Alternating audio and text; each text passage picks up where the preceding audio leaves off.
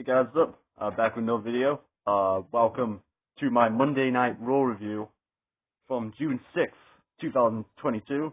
Sorry if it feels a bit chaotic. I just thought I'd give you something to look at while I talk for 15 minutes. So here's the Monday Night Raw review from the June 6th, 2022 episode of Raw, the Hell in a Cell Fallout show. And boy, was there a lot of fallout from this show because Cody Rhodes was injured. Cody Rhodes suffered, if you may not know, unless you've been living under a rock, I guess you've probably figured out by now, Cody Rhodes is injured. He tore his pectoral muscle, so he's out. So he kicked off the show. He kind of weirdly teased Money in the Bank ladder match for next month, but that's kind of weird because his titty is basically falling off his pectoral muscle, so he's going to have surgery on that, so he might be out until, Rumble time. Which, that kind of sucks for Cody, but at the same time, I think it kind of fits up the perfect timing. It's kind of perfect, considering, Cody winning the Rumble and then going on WrestleMania to fight Roman Reigns for the championship, if Roman's still champion by then, which I guarantee he probably will be. I think this opening promo was pretty cool, pretty good. Cody's becoming a bigger baby face after what happened at Hell in a Cell, defeating Seth Rollins again, but with a torn pec. Boy, ouch, that hurt. It must have hurt. Damn. All props to Cody. Anyway, then Seth Rollins came out, as he goes for the pin on Damian Priest. Seth Rollins came out and, basically showed Cody respect and, said that, he respects him now and, doing the babyface thing. And then he goes backstage and then Cody celebrates and swerve. It was a swerve. Seth Rollins comes out and hits.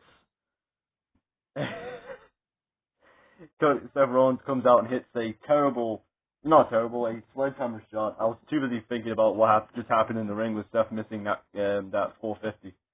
Or that, whatever the movie did. Yeah, Seth comes out and hits Cody with a sledgehammer. And, puts Cody out, basically writing Cody off the show for the next 6 months as he goes to get his pec sorted. So yeah, pretty good, great opening segment. It was, it had to happen. It had to happen with Cody being injured, so, it was what it was. The first match of the night was Dana Brooke taking on Becky Lynch. This was going alright, and then the 24/7 title shenanigans happened, and Dana Brooke in the middle of the match pinned Tozawa to win the championship, and then Becky Lynch was like, oh, no, I'm not going to do the I'm not going to do a terrible accent, so Becky Lynch basically challenged her to a match for the 24/7 title, because Becky Lynch is so desperate at this point to win a championship that she is lowering herself to become the 24/7 champion. She just wants any title at this point.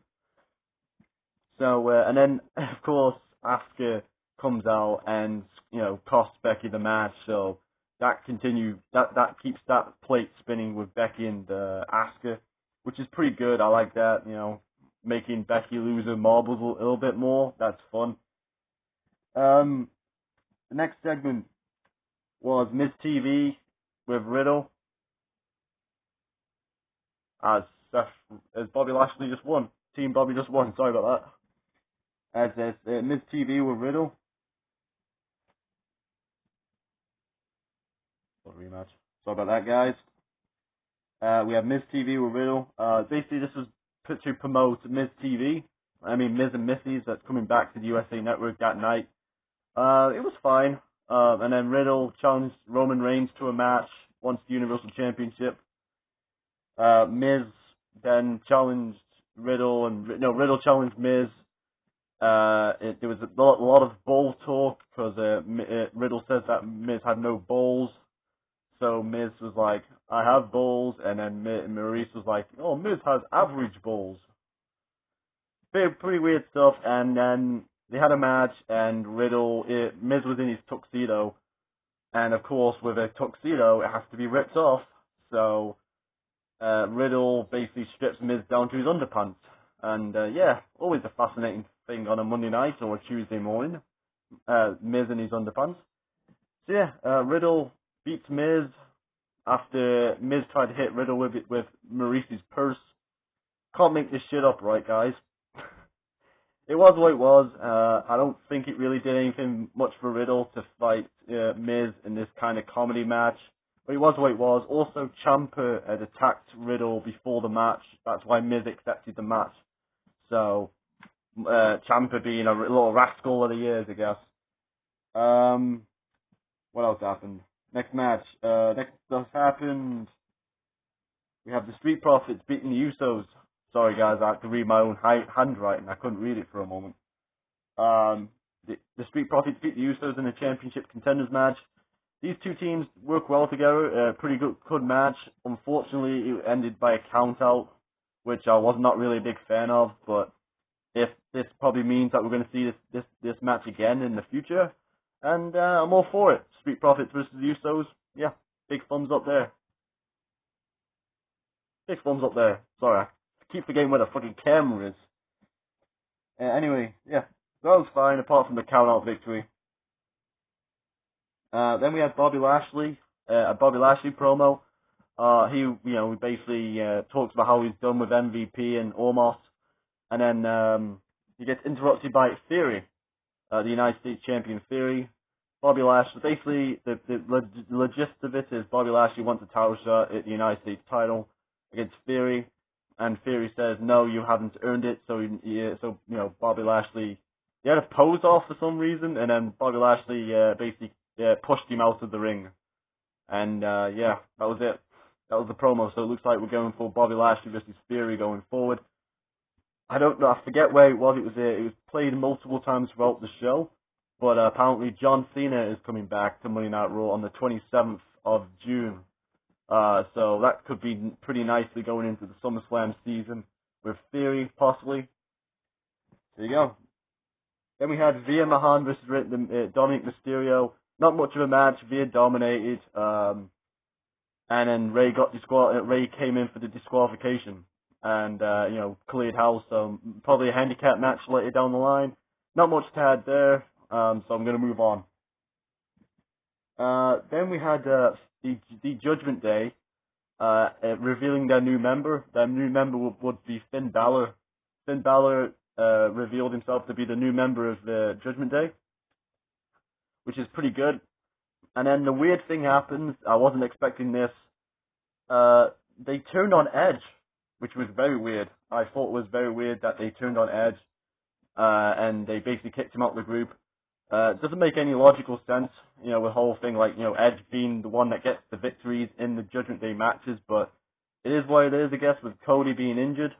So, I guess, with Cody being injured, they had to reshuffle a couple of things, and this was one of them. So, I'm very intrigued. I'm gonna, as the saying goes, as WWE always says, let it play out. So I'm going to let it play out and see how it goes from here. But I'm very intrigued right now with this whole Judgment Day situation with Finn Balor now being the so-called leader of the Judgment Day. Finn Balor. That was pretty cool. Pretty cool segment.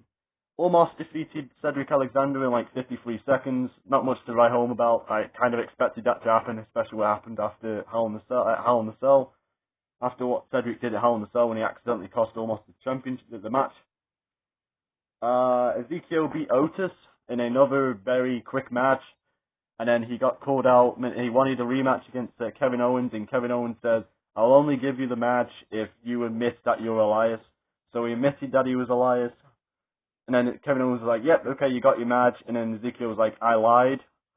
I am actually Ezekiel. And now Kevin Owens is stuck in a match with, his basically him saying he would give him the match where basically was, so now Kevin Owens is stuck having this match with Ezekiel. So they're gonna have a match next week, and it should be fun. And hopefully this, I don't know where to go. I don't know how this gets solved, but I'm intrigued in some kind of way. And it's been going on for 2 months now, so hopefully it ends soon. Hopefully they can figure out where they're going. Hopefully they have an end goal. I very much doubt it, but, you know, I'll let it play out. Then we had the main event. We had Rhea Ripley, Liv Morgan, Alexa Bliss, and Doudrop in a awesome fatal four-way to determine the new number one contender for Bianca Belair's Raw Women's title at Money in the Bank. Rhea Ripley picking up the victory. There was some good teases of a tag team between Liv Morgan and Alexa Bliss. I'd love to see that as a tag team. Damn, those fine-ass women. Ooh, damn. I sounded like I was from the fucking hillbilly then. Oh, damn, those fine-ass women. So yeah, that was pretty cool. Rhea Ripley doing the Riptide on Doudrop was kind of amazing to see, and Rhea Ripley, it made sense. Rhea Ripley being the one that gets to win, and probably Alexa and Liv can probably be in the women's Money in the Bank ladder match now, so that'll be pretty cool. And then here's Rhea Ripley and Bianca Belair. Yeah, I'm all down for that. I don't know about Doudrop. Poor Doudrop and Nikki ASH. I guess they're stuck in the non-existent tag team division. So there you go. Rhea Ripley wins the title. It wins the number one contenders match, and now she will be facing Bianca Belair at Money in the Bank. And it was a pretty decent match. Really good match. And looking forward to the match at Money in the Bank between Rhea Ripley and Bianca Belair. And that was how Raw went off the air, with Bianca Belair being stared down by the new Judgment Day 2.0, I guess. So there you go. Rhea Ripley, number one contender. I'm rambling now, so that's the end of the show. That's how the show went off the air. I thought it was an okay Raw. A lot of things I guess had to be changed because of the Cody injury. But it is something that WWE have to really think about, because they seem to put all their eggs in one basket, so to speak. Like the Cody and the Roman Reigns, and now Roman Reigns is like, if anything happens to Roman Reigns, they're kind of screwed, because as the ratings have pointed out, Roman Reigns misses a show and the ratings go down. So it's good that Roman Reigns is a draw, but when you're not building anyone else, kind of takes away the product. This Raw was kind of I don't think he missed much, even though there was a shocking turn. We have Finn Balor joining Judgment Day and Edge being kicked out of the group. But apart from that, and the main event was good too. But it was an okay show. I thought it was an okay show. And moving on to Money in the Bank, the road to Money in the Bank thingy. And also, we saw Miz in his underpants. What else do you need about this episode of Money Night Raw? It was okay. So there you go, guys. There's my review of Money Night Raw. I thought I'd try something different with this review instead of just staring at a blank screen. So I thought I'd give you some of 2K22. I'm not playing, of course, because I'm talking. And there you go, guys. Hope you enjoyed it. Like, subscribe, comment, and tell me what you thought of Money Night Raw. And I'll see you next time, right here. And I'm out. Boosh.